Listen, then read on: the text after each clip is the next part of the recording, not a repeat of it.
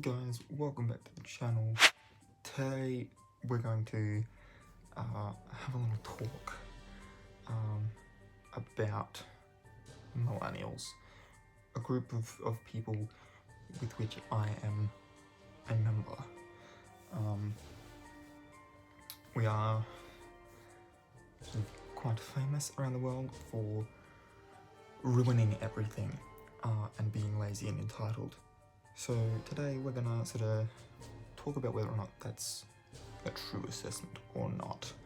And we're gonna start off by having a quick look at a couple of things that we've been accused of destroying. I'm gonna try and give some quick little insights as to whether I agree with that or not. And you can sort of make your own assessments in the comments as well, obviously. Let's get into it. Alright, so straight into the list. We've apparently ruined the 9 to 5 work week. It says here that Millennials are demanding more flexibility in their jobs, and now nearly 40% of workers can work from home at least 1 day a week. At the moment, it's currently more because of COVID. But, you know, when this was a 2016 study as well, so that wasn't a thing, that wasn't a factor back then. So it was people electing to work from home, and nearly half of all people elected to do that and were able to do that. That being the case, Millennials also aren't unplugging at 5 PM with 68%, saying they check their work emails from home. Now, we're just going to imagine a general 9 to 5 sort of office job scenario here. If you're checking your work emails at home and making a little list, you know, you got a little notepad and, okay, new list sort of thing. Okay, today's out, and it goes in the bin when you're at work, when you're finished with it.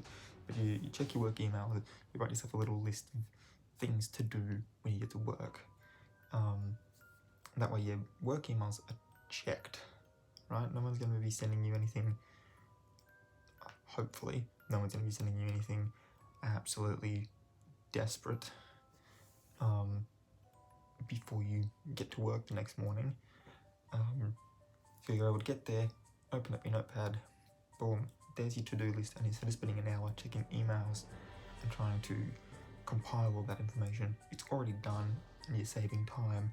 You're able to work much more efficiently, get a little bit more done, feel a little bit more accomplished in your job, and I can definitely see Millennials doing that. I can definitely, where we really want secure jobs, because the pool of employment opportunities for us is not great. It does also say here that the extension of our work lumps into the home may concern some who are more tied to the traditional 40-hour work week, but studies show employees with a flexible workplace, in a flexible workplace, can be, as I've said, more productive and are also generally happier with their careers, which, you know, another thing that we want. We've apparently ruined focus groups. I kind of disagree with this one. I have already read this list before, but basically it's saying here that companies have had to, you know, like basically Millennials are sort of quite cynical when it comes to revealing our hopes and our dreams and our buying habits when it to advertisers directly, because obviously advertisers then give that to marketing departments of actual companies so they can work together to make more business for themselves. And I think this comes back to,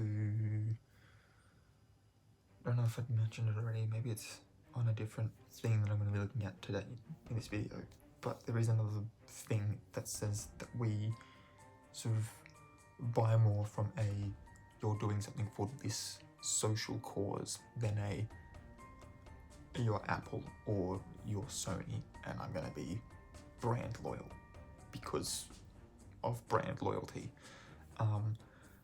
So a little bit more like not really going to tell you like why we're buying this particular thing, or you know, what we plan on buying, or any of that sort of stuff. And so it basically meant that companies have had to abandon traditional marketing strategies like focus groups, and have had to instead rely on social media sourcing and native advertising online and that sort of thing. However, you put a poll on an Instagram story and have your followers weigh in on that, that's a focus group. So I agree, the traditional sense of the word, it's gone, but at the same time, it's just also evolved. You know, like we've just given it, we've seen focus groups as a little, you know, Pokemon, and we've given it an internet stone to hold on to, and it's just evolved. We've apparently ruined dinner dates. Basically here it's saying that millennials more or less are using online dating services, and you know, we're dating more often and more casually, which makes the idea of a sort of more formal sitting down, having dinner kind of a date a little bit more off-putting.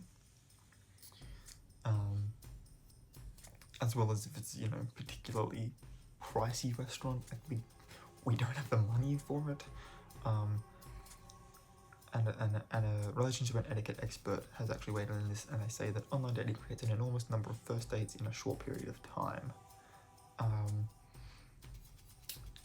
And that has come to mean that some millennials don't think they're really missing out on anything. It does, however, make being asked out to dinner a little bit more exciting. It makes it feel like, okay, no, this is not just a casual thing anymore, like we're in this now. But at the same time, the millennial mindset is that if I really like this person, it doesn't really matter how much money I'm putting out there, or, you know, the fact that I've gone to this effort of booking a table at this really nice restaurant and clearing my schedule to deal, you know, just be with them.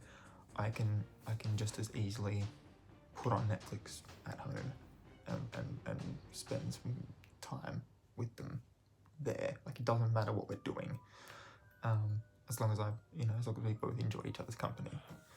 So kind of agree, kind of disagree. I'm personally still on a, you know, I think dinner dates are good, personally, because, you know, one, the whole putting Netflix on thing has obviously given way to like Netflix and chill, and like that's now become a thing that people look out for. Like, oh, are they just putting on Netflix so that they can, like, you know, like, and to me that feels a little bit like, I don't know, cringy, potentially predatory. I don't know, it's just not my thing, I think. Whereas those like formal dates, whether it's a dinner date or a movie date or going and doing something like going bowling, you know, you get to see a different side of that person, and you actually get to, particularly with like the dinner date, you actually get to, you know, like, other than eating, you have nothing else to do but communicate with each other and talk, and get to know each other. And I feel like that part, for me, is why I enjoy them. If there was some other, you know, sort of, like, I mean, by the same token, you could just go on like a road trip to a lookout or whatever, and essentially have the same thing. I don't know, just me. We've apparently ruined cruises. However, I don't think this is entirely our fault, because it does say in this paragraph, for some time, cruising had been designated as a vacation option for an older crowd. Yeah.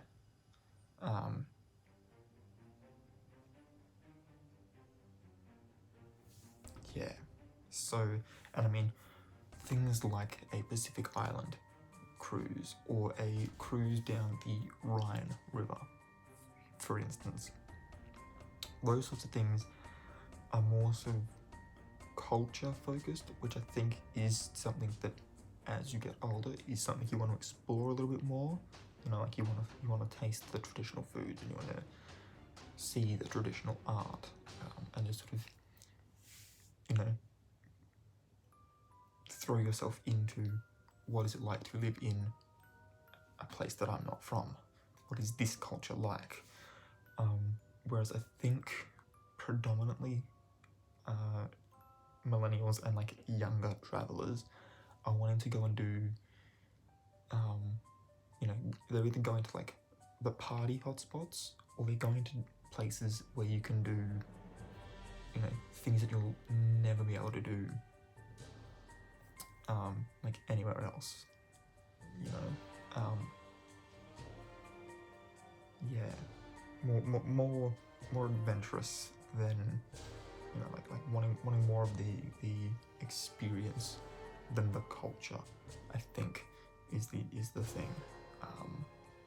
Yeah. Number 5 is napkins. Agree.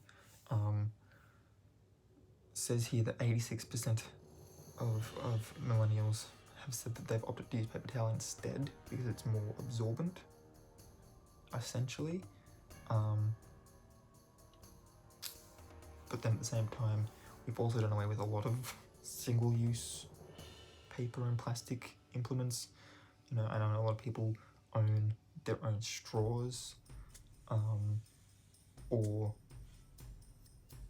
you know, like you can get, I know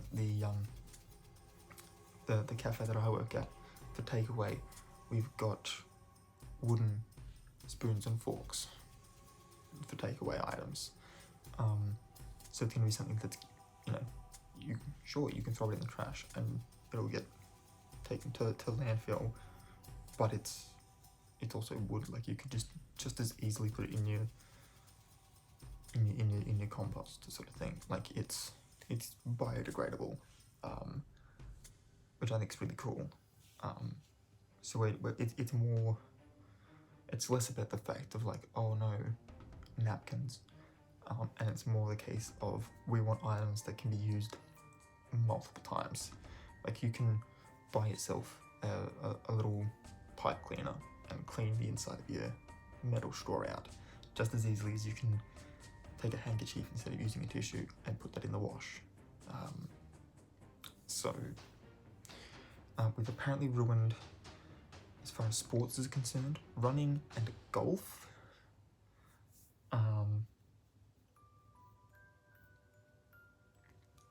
Make that what you will. It's going to make the Olympics interesting as sort of the millennials become the predominant generation in the Olympics. Yeah, it's going to be very interesting to see just how many people are actually in the sport.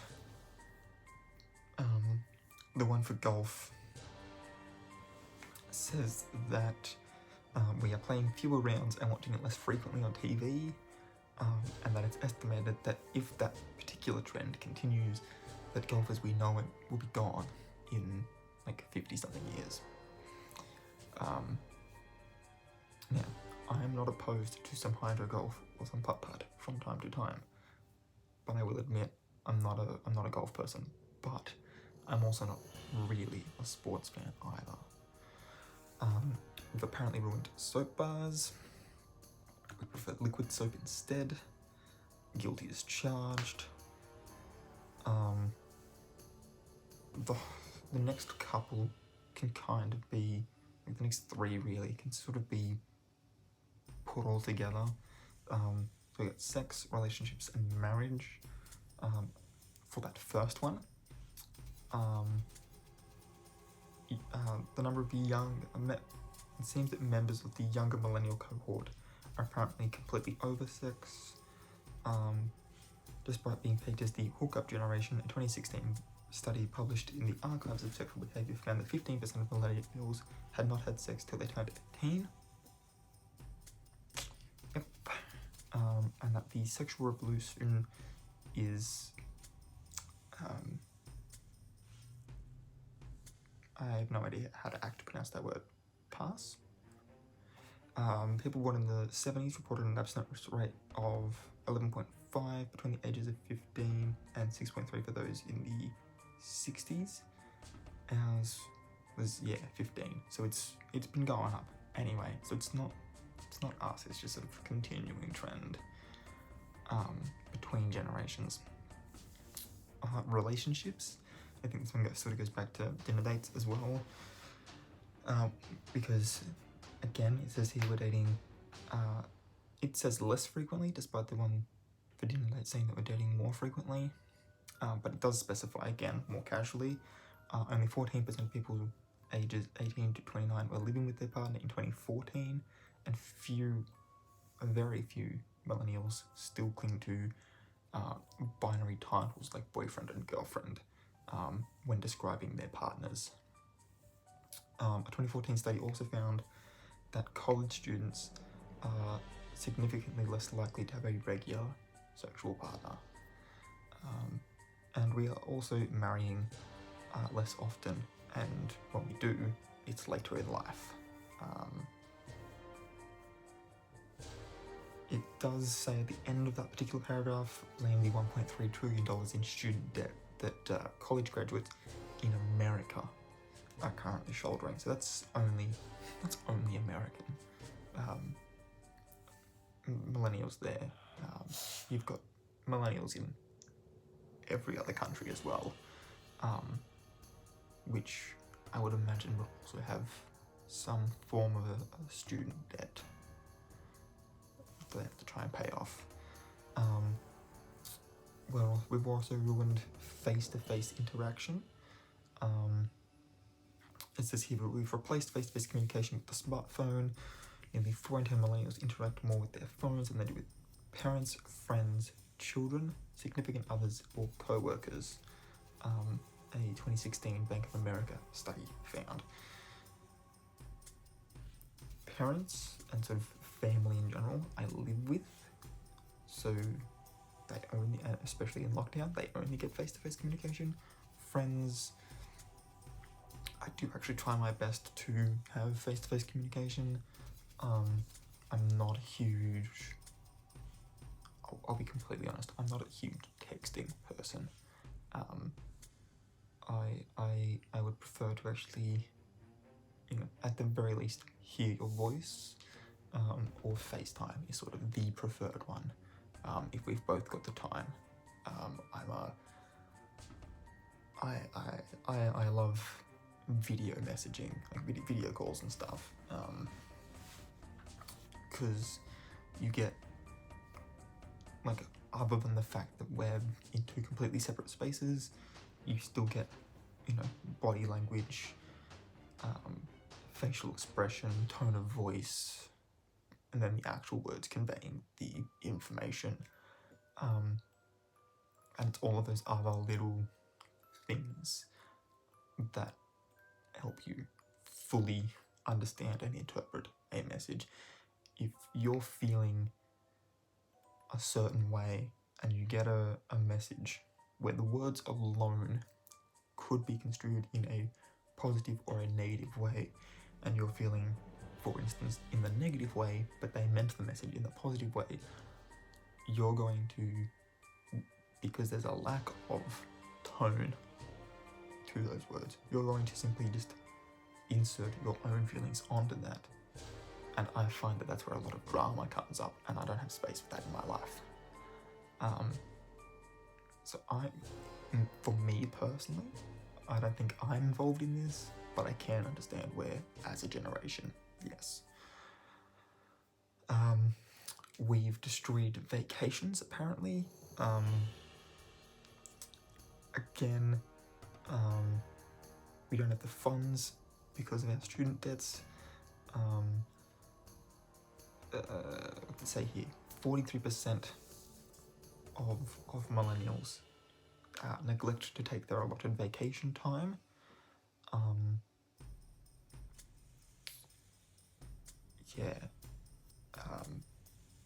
And I don't think it just comes down to the fact that we need to work to pay off our debts and stuff.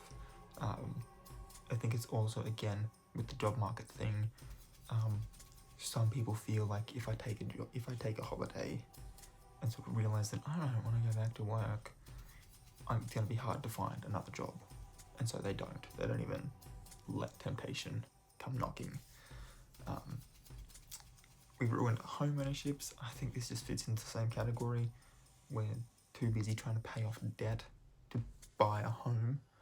And it even mentions, and here again, given stagnant wages and rising house prices.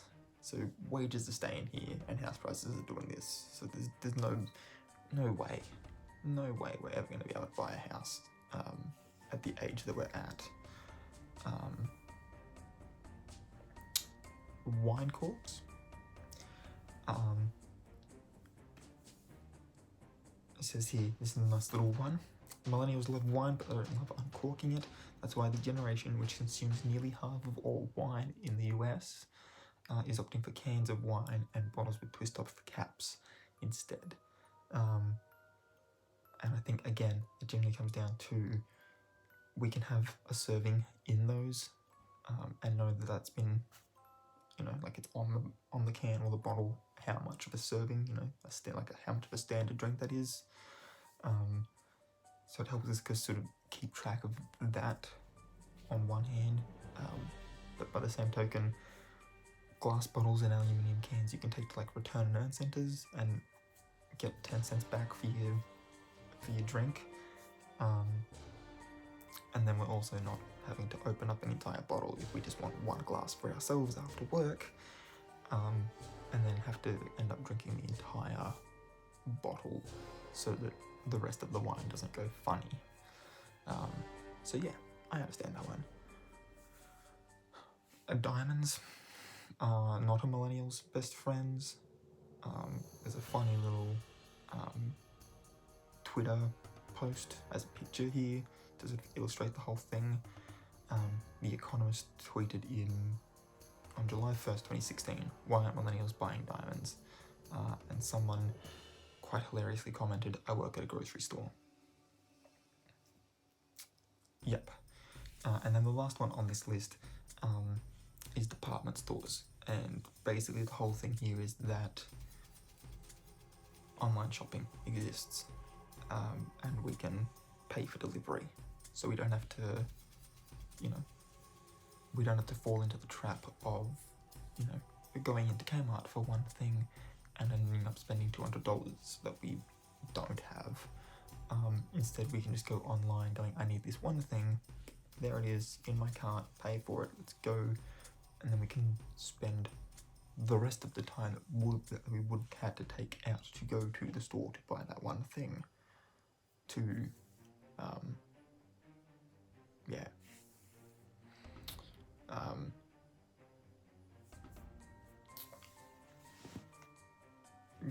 we can spend that on other things. Now, just trying to remember which one. Okay. Now, this is the one that I was thinking of. So, another study that was done revealed that we have, as a generation, 10 things in common. We are everyday change makers. So we exhibit social good in small acts that we perform every day, whether that be an impulsive point of sale donation, usually into like the little collection jars at the tills in most shops, bidding on an online charity auction. We might try and get our friends together for a bike ride for charity, or like a fun run for, cancer research or that sort of thing. Or we might even purchase a product that supports its indigenous maker or from a country that shares its profits to help fill a need. Or we'll avoid one that doesn't help fill a need. And so we sort of make socially responsible investments that are designed to bring about a social good that the investor supports. We believe in activism. In 2017, voting topped the list of most actions taken by a millennial and the action they deemed most likely to be influential, with 71% of millennials considering voting as a form of activism. Self-identified activists are more likely to contact their representatives and or take part in marches and rallies than to use social media for cause support.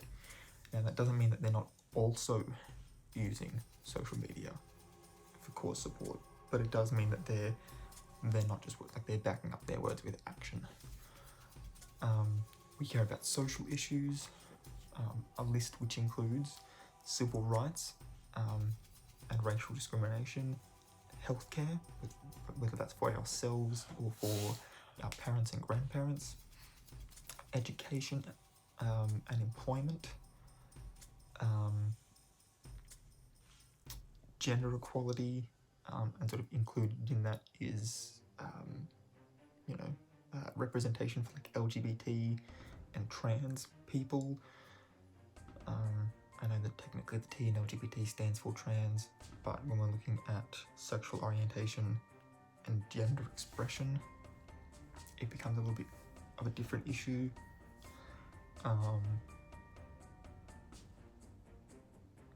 So we're willing to be active about issues that affect us directly, and at the same time we will engage on behalf of people who can't speak for themselves. To a degree not seen in any previous generations, millennials see themselves in the shoes of others who don't look like them, speak like them, or have the same education or cultural background. And it says here, perhaps because of the high level of diversity.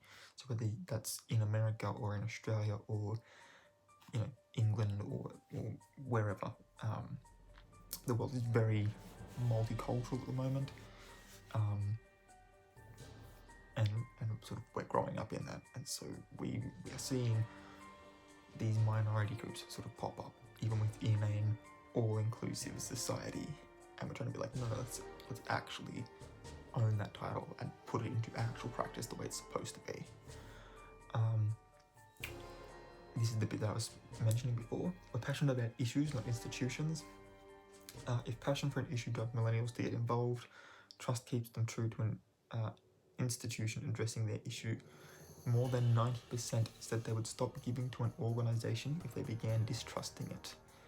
In a reflection of that trust, more than 75% would stop giving if they aren't told how their contributions are helping. And I think part of that too is also if they're not seeing the issue that they think they're giving to getting resolved. Like they're saying like, my contribution here isn't helping this thing. They're gonna stop there and they're gonna go and find somewhere where their money's gonna be put to better use. We value collective action and networks. So this brings us back to the things that we believe in. Education has remained a priority for millennials throughout the decade. Not just college affordability, but the quality of elementary education too. In the past couple of years, millennials have found their collective voice and used it to address other social ills. By 2017, education was joined by the headline issues of civil rights and racial discrimination, employment and job creation, healthcare reform, climate change, and immigration as major priorities. We support the greater good, not partisan politicking. Millennials expressed no trust at all in the government's ability to address key social issues like poverty at 33% of millennials, race and culture, which 32% weighed in on, and student loans, which 30% weighed in on. Millennials are also impatient with bipartisanship and politicking, a major reason they are developing their own ways to inspire and affect public policy change. We are sector agnostic. As everyday do-gooders, we can be inspired to engage by point-of-sale requests for donations to food banks, by peers' request to join a fundraising team, by suggestion thereby only from socially responsible brands, etc. We consider a company's cause record when applying for employment, and obviously also when we're shopping. And we participate in employee giving campaigns based on the cause rather than the employer. So even if McDonald's is doing a big thing, if, you know, I don't know if they have this in America, but if Red Rooster was doing one that was for a cause that we believed in more, we'd be more likely to show up at Red Roosters than McDonald's.